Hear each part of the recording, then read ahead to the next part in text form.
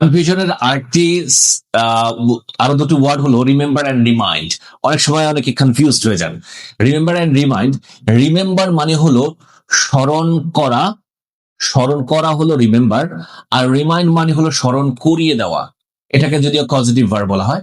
Remember মানে হলো স্মরণ করা, আপনার নিজের স্মরণ করা, আর রিমাইন্ড মানে হলো আপনাকে কেউ স্মরণ করিয়ে দিবে। ঠিক আছে, সেটা হলো কি রিমাইন্ড। ওকে, রিমেম্বার স্মরণ করা, রিমাইন্ড মানে স্মরণ করিয়ে দেওয়া।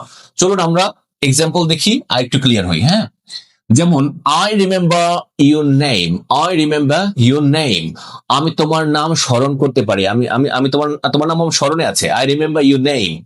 ওকে, তোমার নাম আমার স্মরণে আছে। প্লিজ রিমাইন্ড মি টুমরো, দয়া করে আমাকে আগামীকাল স্মরণ করিয়ে দিও। প্লিজ রিমাইন্ড মি টুমরো, দয়া করে আগামীকাল আমাকে স্মরণ করিয়ে দিয়েন, কোন একটা বিষয় স্মরণ করিয়ে দিয়েন। তার মানে আই রিমেম্বার ইউর নেম, তোমার নাম আমার মনে আছে, আর কোন একটা বিষয়ে প্লিজ রিমাইন্ড মি টুমরো, কোন একটা বিষয় আমাকে স্মরণ করিয়ে দিও বা দিয়েন। ঠিক আছে, তাহলে রিমেম্বার এন্ড রিমাইন্ড এই জিনিসটা দিয়ে দুটো সেন্টেন্স লিখে আপনি কমেন্ট বক্স কমেন্ট করেন।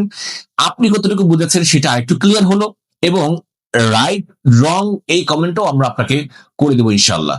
শিখতে থাকুন নতুন কিছু, সাথে থাকুন ইংলিশ গ্যালাক্সির, এবং শেয়ার করুন অন্যদের সাথে। আল্লাহ হাফিজ, আসসালামু আলাইকুম।